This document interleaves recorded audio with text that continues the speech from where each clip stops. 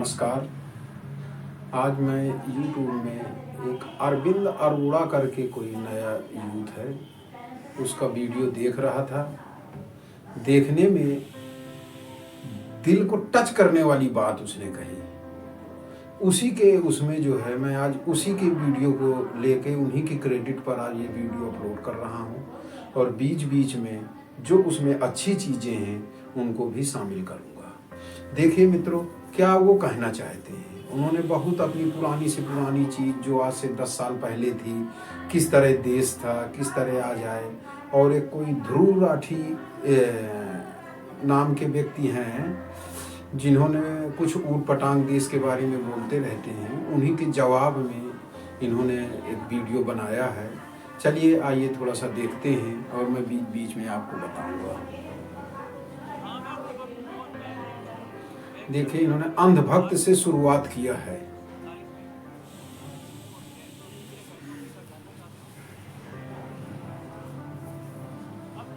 हाँ, मैं अंधभक्त हूँ और मैं बिक चुका हूँ। और मैं क्या, मेरा पूरा परिवार बिक चुका है। और वो तो 1947 में ही बिक गया था। क्यों और कैसे और कितने पैसों में बिका, जानना चाहते हो तो इस वीडियो को पूरा देखना अगर हिम्मत है तो। अब वीडियो शुरू करने से पहले मैं मेरे हिंदू भाइयों से कुछ कहना चाहता हूँ, स्पेशली उन हिंदू भाइयों से जो मेरे कमेंट सेक्शन में आके गालियां लिखते हैं। देखिए, मेरे दादाजी ना एक बात बोलते थे। वो कहते थे कि हिंदू धर्म के लोग बहुत ही बढ़िया, लेकिन उनके साथ सिर्फ एक समस्या है कि वो भूलते बहुत जल्दी। जनवरी में भगवान श्री राम का मंदिर जब बना था ना, तब इंस्टाग्राम पे रील्स की, फोटोज की, भगवान श्री राम के पोस्ट की बाढ़ आ गई थी। भाई साहब सब सनातनी बन गए थे टीका लगा के। तब बिलीव नहीं करोगे, मुझे ऐसा लगता था कि अब सनातन धर्म के मानने वाले लोग जाग गए, हिंदू जाग गया।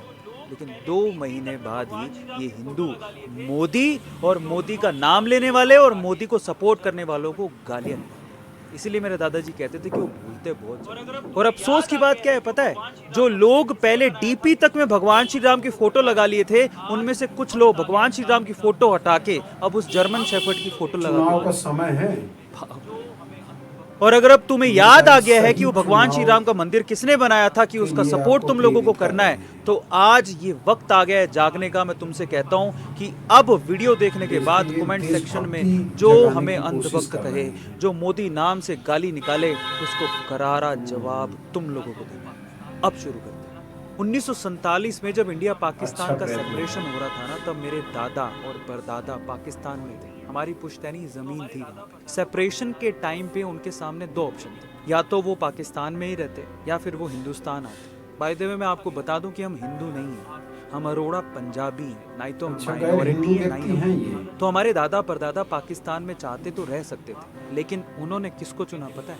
उन्होंने हिंदुस्तान। और पाकिस्तान से आए पूछा गया ना कि क्यों आप हिंदुस्तान आए, हम भी पूछते थे अपने पापा से। फिर पापा ने दादाजी से पूछा था कि भैया आप हिंदुस्तान क्यों आए, तो जवाब क्या मिला पता है? वो कहते कि उस वक्त वो लोग जिस तरह से हिंदुओं को, वाकई में 1947 में तो हमें समझ में आ गया था कि आज नहीं तो कल हमारा भी नंबर आ सकता है। वो गलत नहीं थे। आप 1947 का पाकिस्तान का जनसंख्या का डेटा निकाल के देख लें। 1947 के सेपरेशन के टाइम पे पाकिस्तान में हिंदुओं की संख्या थी 20%, लगभग 20%। लेकिन आज के समय कितनी है पता है? 1% से भी कम। कहाँ गए सारे हिंदू? या तो वो धर्म परिवर्तन हो गया उनका, या मार फेंक दिए गए। और ऐसे कुछ हमारे साथ भी। मिस्टर ध्रुव को मैंने सुना है, वाकई में पता नहीं क्या बात है, वो मोदी के खिलाफ ही बोलता है और न जाने कहाँ कहाँ के आंकड़े प्रस्तुत कर देता है। बोलता तो है वो, ये बात सही कह रहे हैं। देखिए आगे देखते हैं। सही नहीं थे हमारे, वो सही थे। और उसके बाद हम हिंदुस्तान आए, रिफ्यूजी कॉलोनी से, 0 से हमारे दादा परदादाओं ने शुरुआत की। छोटे से घर में हम सभी लोग रहते थे और वहां से निकल के मैं यहाँ तक पहुंचा हूँ अपनी मेहनत से, बिक के नहीं। हमारे दादा परदादा अपनी पुश्तैनी जमीन छोड़ के, अपना घर बार छोड़ के पाकिस्तान से हिंदुस्तान आए थे। मेरे बाप दादाओं को भी पता था कि हिंदू धर्म से बड़ा कोई लिबरल धर्म है ही नहीं, और इसी वजह से उन्होंने हिंदुस्तान को चुना, और इसी वजह से हम सब लोग बिक गए। तो आप लोग बताओ कि हम क्यों ना बने ऐसे बंदे के लिए अंधभक्त जो हिंदू धर्म को सर्वोपरि मानता हो। और जब तुम लोग हमें कमेंट सेक्शन में गालियां देते हो और बिकाऊ बताते हो ना, तो तब तुम उस हर इंसान को गाली दे रहे होते हो जो पाकिस्तान से प्रताड़ित होके हिंदुस्तान आया था। तुम हर उस कश्मीरी पंडित को गाली देते हो जो कश्मीर से खदेड़ा गया था, और तुम हर उस सिख को हो जो 1984 के दंगों में था। और कमेंट में अंधभक्त लिखने वाले हिंदुओं, अगर तुम लोग ये सोच रहे हो कि ये सब तुम्हारे साथ नहीं हो सकता, कि नहीं ये तो बहुत पुरानी बात है, 1947 की बात है, वो सब फिटना अब थोड़ी होगा, तो एक बार गूगल पे जाके बंगाल, कर्नाटक और केरला में हिंदुओं की हालत पर रिसर्च कर लो, तुम्हें पता लग जाएगा।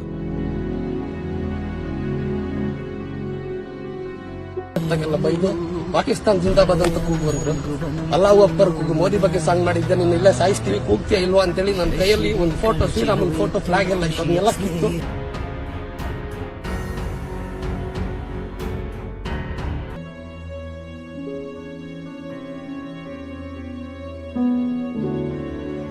अब एक सवाल और है कि तुम्हारा जर्मन शेफर्ड इनके ऊपर वीडियो क्यों नहीं बनाता। हाँ, एक और बात, तुम लोग कहते हो कि हम लोग लद्दाख और मणिपुर के मुद्दे पर कुछ नहीं बोलते, तो तुम्हारा जर्मन शेफर्ड भी बहुत से मुद्दों पे मुंह नहीं खोलता है, स्पेशली हिंदुओं के मुद्दे पे। अब जरा जाके तुम्हारे जर्मन शेफर्ड को देख लो, वो बहुत ही सिलेक्टिव वीडियोस बनाता है, या तो कांग्रेस और आपके सपोर्ट में, या बीजेपी के खिलाफ, या एक खास वर्ग को सपोर्ट करने में। बस जाके कभी उससे पूछना कि उसने कभी संदेश खाली में जो हुआ उस पे वीडियो बनाया, आपके ऊपर खालिस्तान समर्थकों से पैसे लेने के मामले पे उसने कभी वीडियो बनाया, बंगाल के शिक्षा घोटाले पे उसने कभी वीडियो बनाया, कर्नाटका में 100 करोड़ वक्फ बोर्ड को दे दिए गए और मंदिरों पे टैक्स लगाने की कोशिश की गई, उस पे वीडियो बनाया, हनुमान चालीसा गा रहे एक हिंदू पे FIR हो गई, उस पे वीडियो बनाया, कर्नाटक के नेहा नाम की लड़की जिसके कांग्रेसी पिता खुद कहते हैं कि लव जिहाद की वजह से उसको गया, उस पे उसने कुछ बोला, तमिलनाडु में सनातन धर्म को वायरस बोला गया, उस पे वीडियो बनाया, या राम मंदिर, कश्मीर का कायाकल्प, धारा 370, रेलवे का कायाकल्प, इनमें से किसी भी मुद्दे पर वो मुंह खोलता है, क्योंकि वो खुद उतना ही और वैसा ही बोलता है जितना उसके आका बोलने को कहते हैं, समझो। ठीक है, हम लोग अंधभक्त हैं, पर क्या ये मुसलमान भी अंधभक्त है जो ये कह रहा है कि हमें मोदी दोबारा प्रधानमंत्री के तौर पे चाहिए? सुनिए। हमारी सारी मुस्लिम बहनें जो हैं वो खुले तौर से मोदी जी के साथ हैं। न दूरी है न खाई है, मोदी हमारा भाई है।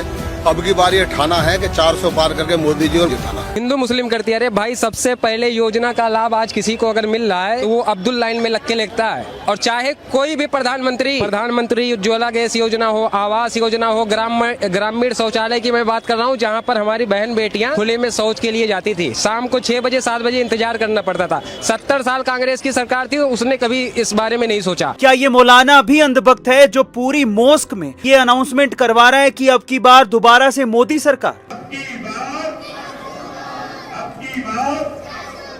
क्या पाकिस्तान के लोग जो ये कहते हैं कि हमारा वजीर आला भी मोदी जैसा होना चाहिए, वो भी अंधभक्त है क्या? हमें मोदी मिल जाए, हमें तो नहीं नवाज शरीफ चाहिए, ना बेनजीर चाहिए, ना हमें इमरान खान चाहिए, कोई भी नहीं, जनरल मुशर्रफ भी नहीं चाहिए, हमें सिर्फ प्राइम मिनिस्टर मोदी चाहिए जो इस मुल्क के टेढ़ों को सीधा करे। अब यहाँ दुख की बात यह है कि माइनॉरिटीज चाहते हैं कि मोदी वापस आए, लेकिन कुछ हिंदू ये नहीं चाहते कि मोदी वापस प्रधानमंत्री बने, वो भी सिर्फ इसलिए कि जर्मनी में बैठा एक बंदा ये कह रहा है कि डिक्टेटरशिप आ गई है। वाह क्या बात है।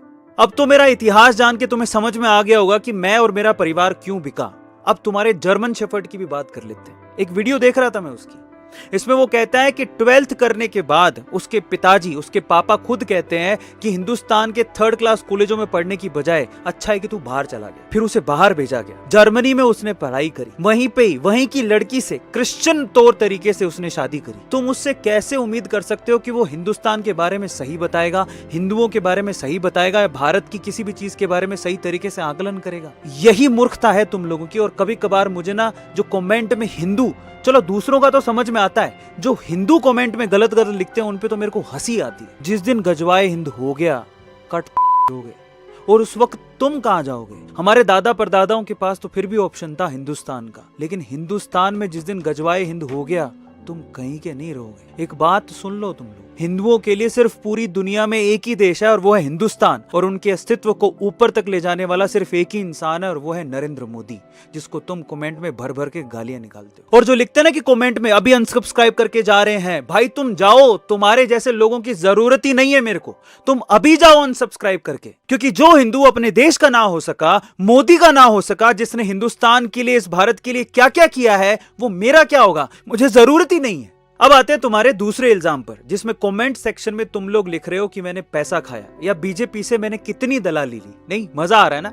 या फिर क्रिएटर अवार्ड में मुझे बेस्ट क्रिएटर का अवार्ड चाहिए, इस वजह से मैं ऐसी वीडियो बना रहा हूं। बहुत बढ़िया, बहुत ही बढ़िया।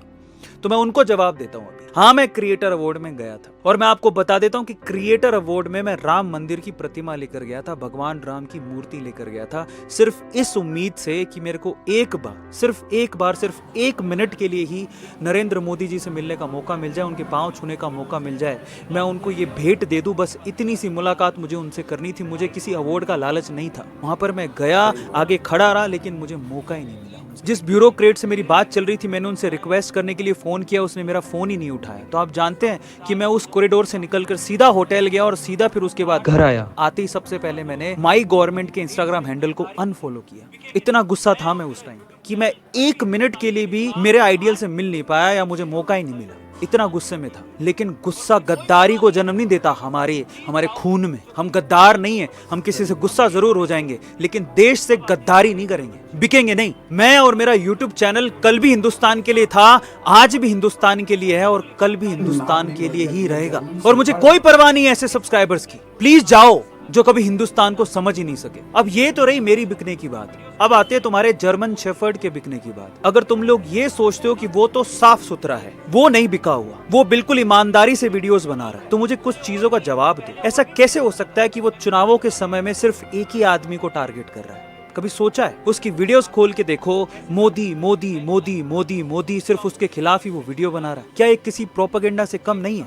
इतनी फ्रिक्वेंटली वीडियो डाल रहा है, मुद्दे और भी हैं। वो पहले और भी वीडियोस बनाता था। मैं खुद बताता हूँ, मैं खुद उसके वीडियोस का फैन था, लेकिन अभी नहीं हूँ, क्योंकि वो खुद साजिश कर रहा है। कैसे साजिश कर रहा है? मैं एक लाइन बोलता हूँ, जो आप उसके कमेंट सेक्शन में जाके उससे पूछ लो कि इसकी सच्चाई बता, वो बता दे तो मैं गारंटी देता हूँ। उसको बोलना इंडिया सैम, यूएस जोई, और उसके बाद तेरे अकाउंट में डॉलर से जो पेमेंट आई, तू अपना बैंक अकाउंट से अपने डॉलर के पैसों का हिसाब दे दे भाई, मैं मान जाऊंगा। हमें भी पता है कि वो कहां से स्क्रिप्टें लिखवाता है, उसको पैसा कहां से मिलता है। इसलिए अगर तुम लोग ये सोच रहे हो कि वो तो दूध का दूल्हा है, तो वो नहीं है भाई। उसके चैनल पर जाकर देखो कि अचानक से उससे पूछना कि चुनाव पर सिर्फ एक ही आदमी को टारगेट क्यों चल रहा है, और मैं उसका रीजन भी बता देता हूं कि वो क्यों कर रहा है। देखिए, समझिए, नरेंद्र मोदी पूरे भारत का पहला ऐसा प्रधानमंत्री है जिसके सामने यूएस का प्रेसिडेंट भी फीका पड़ गया। जब लिस्ट आती है ना टॉप लीडर्स की, नंबर 1 पे मोदी है, 6-7वें नंबर पर उनका राष्ट्रपति आता है, और वो कभी नहीं चाहते कि भारत इतना सशक्त बने, कभी नहीं चाहते। और ये सब हो रहा है सिर्फ नरेंद्र मोदी की वजह से।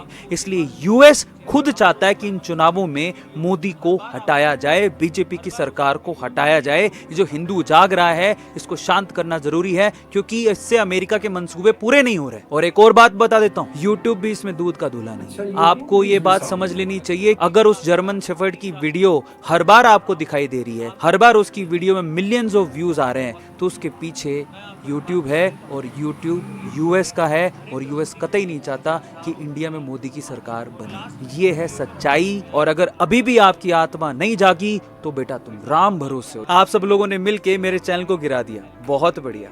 लेकिन मैं आपको एक बात बता देता हूँ कि मेरे देश के लिए और नरेंद्र मोदी के लिए ऐसे हजारों चैनल कुर्बान हैं। और लास्ट में क्रिएटर अवार्ड में आए 3-4 हजार इन्फ्लुएंसर से भी कहना चाहता हूँ, भाई साहब, वहाँ पर आके मोदी जी से या फिर क्रिएटर से सेल्फी लेके, प्रोग्राम को एंजॉय करके या अपने प्राइज लेके आप लोग निकल लिए। और जब सपोर्ट देने की बारी आई, जब जरूरत पड़ी, तो आप में से कोई भी आगे नहीं आ रहा। पता है क्यों? क्योंकि सबको इस जर्मन शेफर्ड के फैन से बड़ा डर लग रहा है, क्योंकि ये लोग आके कमेंट सेक्शन में गंदी गंदी गालियां लिखेंगे। इस वजह से कोई भी इसमें अपना हाथ मारना नहीं चाहता।